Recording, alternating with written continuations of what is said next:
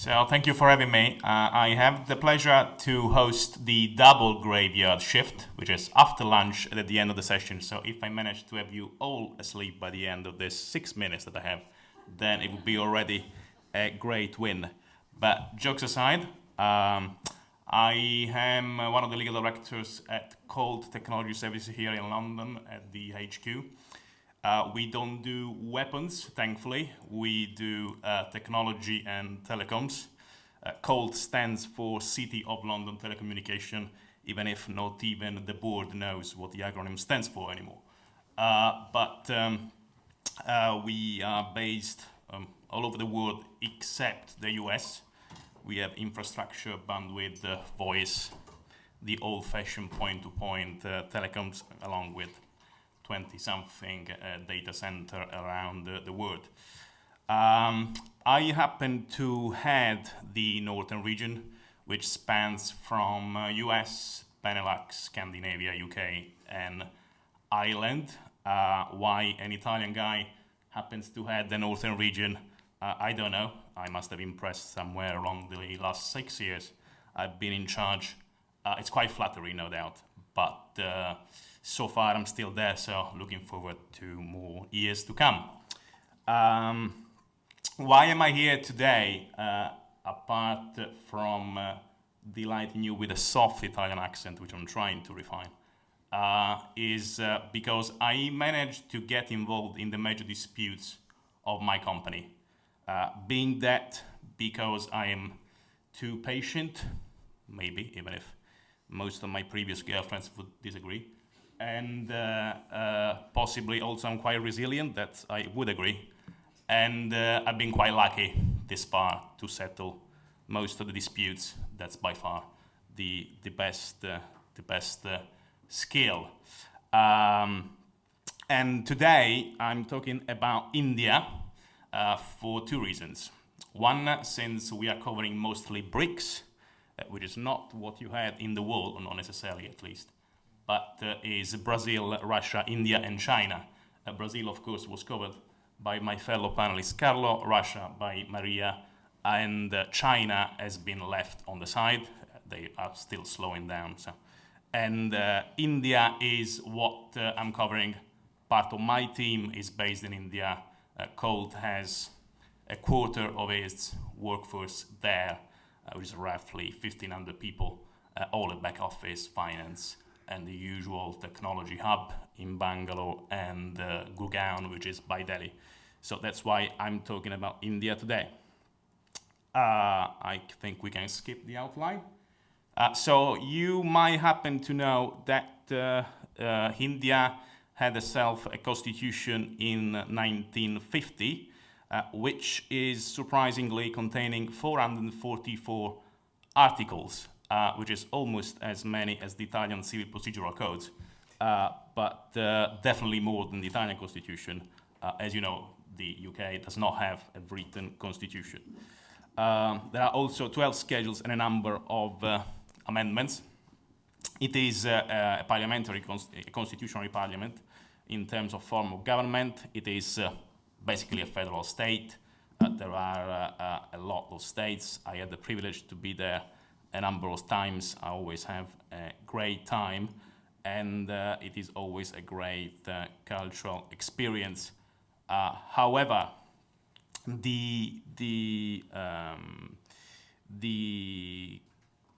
there is a point about the judiciary system which is very similar to the English one.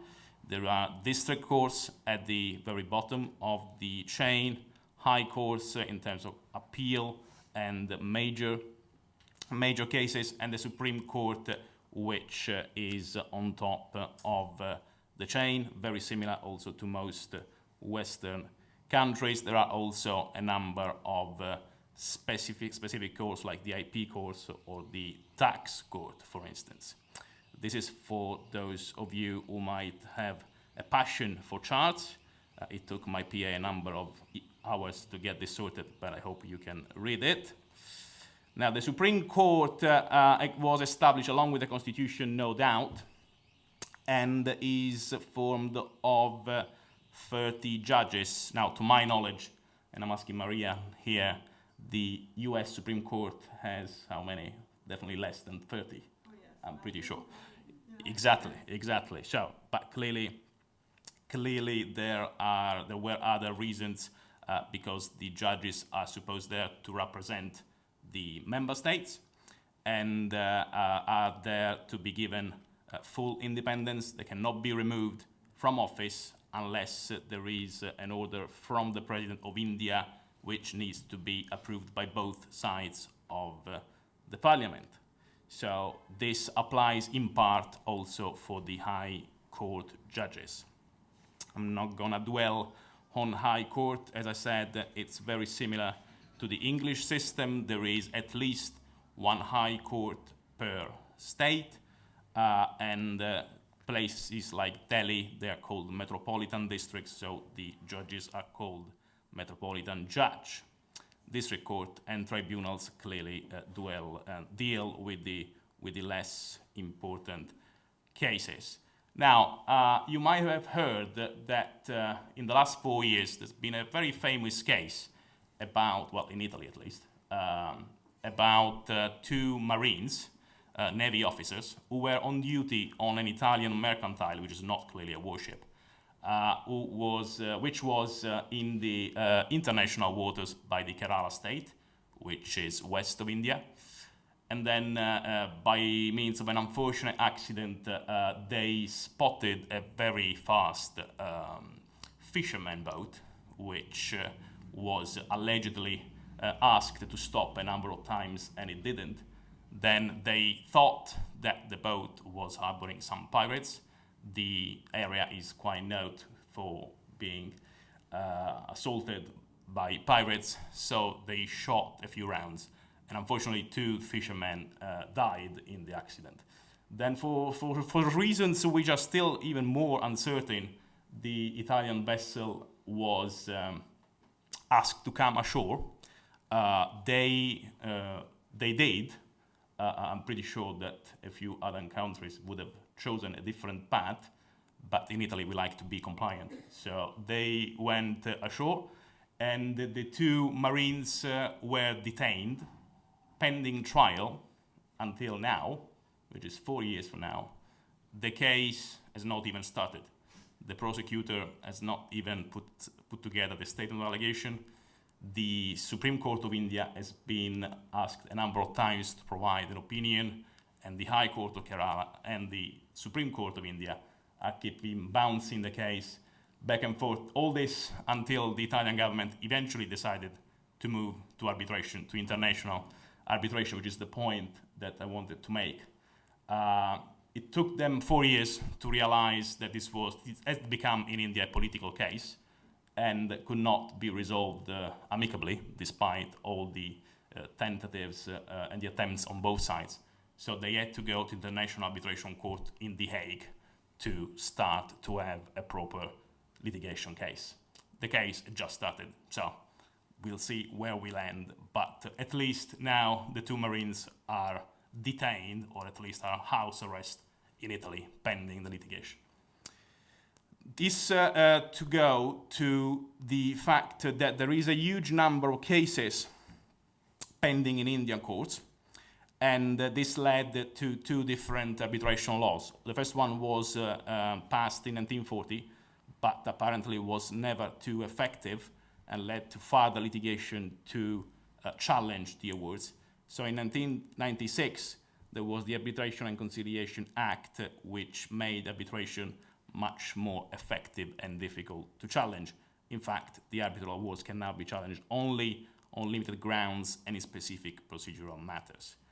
India is also party of the New York Convention, like Russia, and this dates back from the very beginning. So what kind of arbitration do we used to have in India? There are 4 kinds. One is ad hoc, which is clearly unformalized, and the parties basically agree to appoint external arbitration to formally settle the matter. There is an institutional arbitration, which is made in the usual LCIA or ICA, which I would say is the most common one.